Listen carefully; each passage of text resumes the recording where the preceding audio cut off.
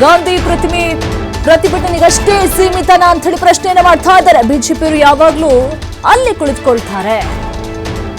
BJP ಹೋರಾಟಕ್ಕೆ DCM DK Shivakumar ತಿರುಗೇಟನ್ನ ಕೊಟ್ಟಿದ್ದಾರೆ. ಗ್ರಾಮ ಪಂಚಾಯಿತಿಗಳ ಮೆಂಬರ್ಗಳ ಹಕ್ಕನ್ನ ಕಸಿದುಕೊಂಡಿದ್ದಾರೆ ಎನ್ನುವಂತ ಮಾತನ್ನು ಕೂಡ ಹೇಳ್ತಾ ಇದ್ದಾರೆ. ಗಾಂಧಿ ಪ್ರತಿಮೆ ಪ್ರತಿಭಟನೆಗಷ್ಟೇ ಸೀಮಿತವಾಗಿದೆಯಾ ಅಂತ ಹೇಳಿ ಪ್ರಶ್ನೆಯನ್ನ ಮಾಡ್ತಾ ಇದ್ದಾರೆ. ಬಿಜೆಪಿಯವರು ಯಾವಾಗಲೂ ಕೂಡ ಅಲ್ಲಿ ಕುಳಿತುಕೊಳ್ತಾರೆ. ಬಿಜೆಪಿ ಹೋರಾಟಕ್ಕೆ ಡಿಸಿಎಂ ಡಿಕೆ ಶಿವಕುಮಾರ್ ತಿರುಗೇಟನ್ನು ಕೊಟ್ಟಿರುವಂತದ್ದು. ಗ್ರಾಮ ಪಂಚಾಯಿತಿಗಳ ಮೆಂಬರ್ಗಳ ಹಕ್ಕನ್ನ ಕಸಿದುಕೊಳ್ತಾ ಇದ್ದಾರೆ. ಎಲ್ಲರ ಹಕ್ಕನ್ನ ಈ ಕೇಂದ್ರ ಸರ್ಕಾರ ಕಿತ್ಕೊಂಡಿದೆ. ಅದಕ್ಕೋಸ್ಕರ ನಾವು ಪಂಚಾಯಿತಿಗಳಿಗೆ ಶಕ್ತಿಯನ್ನ ತುಂಬುತ್ತೇವೆ, ನಾವು ಅವ್ರ ಜೊತೆ ನಿಲ್ತೇವೆ. ಎಲ್ಲ ಪಂಚಾಯಿತಿಗಳಲ್ಲೂ ಕೂಡ ಗಾಂಧಿ ಹೆಸರು ಇರುತ್ತೆ, ಗಾಂಧಿ ಅವರ ಹೆಸರನ್ನ ಉಳಿಸುವಂತ ಕೆಲಸವನ್ನ ಮಾಡ್ತೇವೆ ಅಂತ ಹೇಳಿ ಡಿಸಿಎಂ ಡಿಕೆ ಶಿವಕುಮಾರ್ ಪ್ರತಿಕ್ರಿಯೆಯನ್ನ ಕೊಟ್ಟಿರುವಂತದ್ದು. ಗಾಂಧಿ ಪ್ರತಿಮೆ ಕೇವಲ ಪ್ರತಿಭಟನೆಗಳನ್ನ ಮಾಡುವಾಗ ಮಾತ್ರ ಅವರ ಪ್ರತಿಮೆಗಳನ್ನ ಇಡ್ತಾರೆ. ಆದ್ರೆ ಇಂಥ ಕೆಲಸವನ್ನ ಮಾಡ್ಬೇಕಾ? ಯಾತಕ್ಕೋಸ್ಕರ ಹೆಸರನ್ನ ಬದಲಾವಣೆ ಮಾಡಬೇಕು? ಈಗೇನು ಉದ್ಯೋಗ ಖಾತ್ರಿ ಯೋಜನೆ ಅಂತ ಹೇಳಿ ಕರಿತೀವಿ, ಅದೇ ಹೆಸರನ್ನ ಇಡಬಹುದಲ್ಲ ಅಂತ ಹೇಳಿ ಒಂದ್ ಕಡೆ ಮಾತುಗಳು ಕೂಡ ಕೇಳಿ ಬರ್ತಾ ಇದೆ. ಕೆಲಸ ಮಾಡ್ತಾ ಇದ್ರೆ ಗಾಂಧೀಜಿ ಸ್ಟ್ಯಾಚ್ಯೂ ಮುಂದೆ ಕೂತ್ಕೊಳ್ಳಕ್ಕೆ ಎಲ್ಲ ತರದ ಹಕ್ಕನ್ನ ಕಳ್ಕೊಂಡಿದ್ದಾರೆ. ನೈತಿಕತೆ ಇಲ್ಲ. ಗಾಂಧೀಜಿ ಹೆಸರನ್ನ, ಮಹಾತ್ಮ ಗಾಂಧಿ ಹೆಸರನ್ನ ತೆಗೆದ ಮೇಲೆ ಇನ್ ಯಾಕೆ ಅಲ್ಲಿ ಕೂತ್ಕೊಳ್ತಾರೆ? ನಂಬರ್ 1, ಈ ಹಕ್ಕು, ಉದ್ಯೋಗ ಕೊಡುವಂತ ಹಕ್ಕು ಪ್ರತಿಯೊಬ್ರು ಕೂಡ ತಾನು ಹೋಗಿ ಒಂದು ಪಂಚಾಯತಿಗೆ ಒಂದು ಕಾಗದ ಕೊಟ್ಟರೆ ನಾನು ಉದ್ಯೋಗ ಇಲ್ಲದೆ ಹೋದ ಮಹಿಳೆ, ಉದ್ಯೋಗ ಇಲ್ಲದೆ ಹೋದವನು ಅಂತಂದ್ರೆ ಎಲ್ಲೂ ಬೇಕಾದ್ರೂ ಅವರು ಕೊಡ್ಬೇಕಾಯ್ತು. ಆಮೇಲೆ ಇದನ್ನ ತೀರ್ಮಾನ ಮಾಡ್ಬೇಕಾದವ್ರು ಯಾರು? ಪಂಚಾಯತಿಯವರು. ಈಗ ಡೆಲ್ಲಿಲಿ ಕೂತ್ಕೊಂಡು ತೀರ್ಮಾನ ಮಾಡ್ತಾರಂತೆ ಯಾರು ಕೂತ್ಕೊಂಡು ಎಲ್ಲಿ ಕೆಲಸ ಮಾಡಬೇಕು, ಎಲ್ಲಿ ಉದ್ಯೋಗ ಖಾತ್ರಿ ಯೋಜನೆ ನಡಿಬೇಕು ಅಂತೇಳಿ. ಸೊ ಪಂಚಾಯತಿಗಳ ಮೆಂಬರ್ಗಳ ಹಕ್ಕು, ಪಂಚಾಯತಿಗಳ ಹಕ್ಕು, ಉದ್ಯೋಗ ಪಡ್ಕೊಳ್ಳೋರ ಹಕ್ಕು, ಎಲ್ಲರ ಹಕ್ಕನ್ನು ಕೂಡ ಈ ಸರ್ಕಾರ, ಮೋದಿ ಸರ್ಕಾರ ಮನರೇಗಾ ಕೊಲೆ ಮಾಡಿದೆ ಅಂತ ಹೇಳ್ತಾ ಇದ್ದಾರೆ. 11 ಕೋಟಿ ಕಾರ್ಮಿಕರ ಮೇಲೆ ದಾಳಿ ಮಾಡಿದೆ.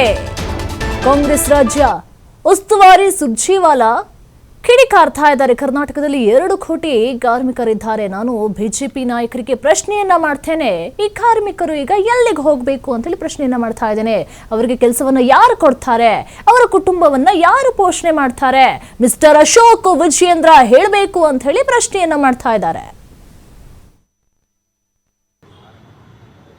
Modi government has murdered Manrega in broad daylight. The diabolical conspiracy of Modi government and the BJP to attack the rights and livelihood of 11 crore Manrega workers across the country, including 71 lakh active Manrega workers in Karnataka, has to be condemned in the most apt words as also action which has been initiated by my PCC president, by our chief minister and by our party leaders.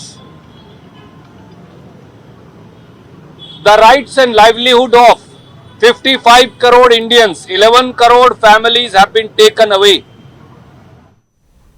ಇದ್ರ ಬಗ್ಗೆ ಹೆಚ್ಚಿನ ಮಾಹಿತಿ ಕೊಡ್ತಾರೆ ನಮ್ಮ ಪ್ರತಿನಿಧಿ ಸ್ವಾಮಿ ನೇರ ಸಂಪರ್ಕದಲ್ಲಿದ್ದಾರೆ. ಈಗ ಸ್ವಾಮಿ ನೋಡಿ, ಈಗ ಜಿ ರಾಮ್ಜಿ ಕಾಯ್ದೆ ವಿರುದ್ಧ ಸಾಕಷ್ಟು ಕಾಂಗ್ರೆಸ್ ಮತ್ತೆ ಬಿಜೆಪಿಗರ ನಡುವೆ ಒಂದು ಗುದ್ದಾಟಗಳು ಕಾಣಿಸ್ತಾ ಇದೆ. ಆಕ್ರೋಶ ಕೂಡ ಹೊರಹಾಕ್ತಾ ಇದ್ದಾರೆ ಕಾಂಗ್ರೆಸ್ಸಿಗರು. ಒಂದ್ ಕಡೆ ಪ್ರತಿಭಟನೆಯನ್ನ ಮಾಡ್ತಾ ಇದ್ದಾರೆ, ಈಗ ಒಂದ್ ಕಡೆ ಮೋದಿ ಅವರು ಕ್ಷಮೆ ಕೇಳಬೇಕು ಅಂತ ಹೇಳಿ ಒತ್ತಾಯವನ್ನ ಮಾಡ್ತಾ ಇದ್ದಾರೆ. ಏನಿದೆ ಇದ್ರ ಬಗ್ಗೆ ಹೆಚ್ಚಿನ ಡೀಟೇಲ್ಸ್?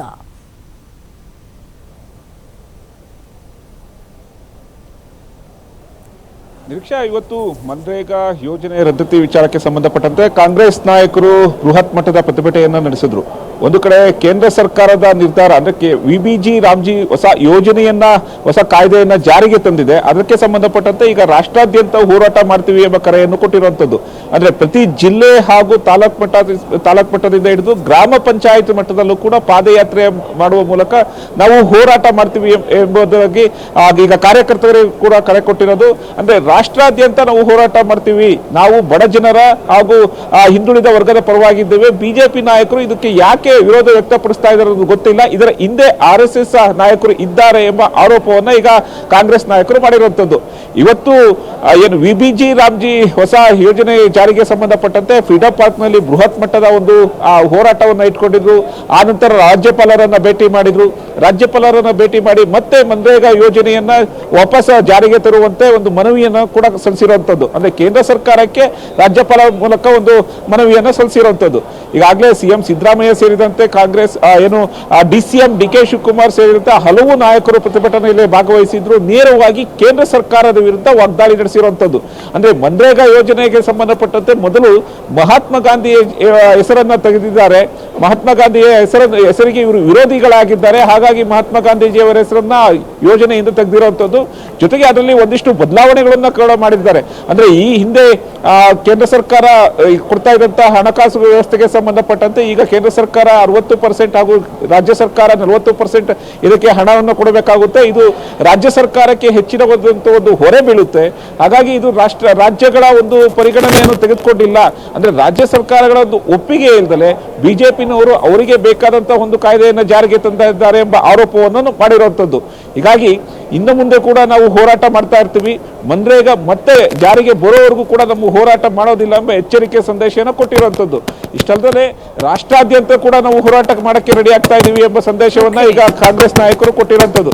ಒಟ್ಟಾರೆಯಾಗಿ ವಿಬಿಜಿ ರಾಮ್ಜಿ ಯೋಜನೆಗೆ ಸಂಬಂಧಪಟ್ಟಂತೆ ಆ ಕಾಯ್ದೆಗೆ ಸಂಬಂಧಪಟ್ಟಂತೆ ಮತ್ತೆ ಆ ಜಾಗದಲ್ಲಿ ಓಕೆ, ಥ್ಯಾಂಕ್ ಯು ಸ್ವಾಮಿ ನಿಮ್ಮೆಲ್ಲ ಮಾಹಿತಿ.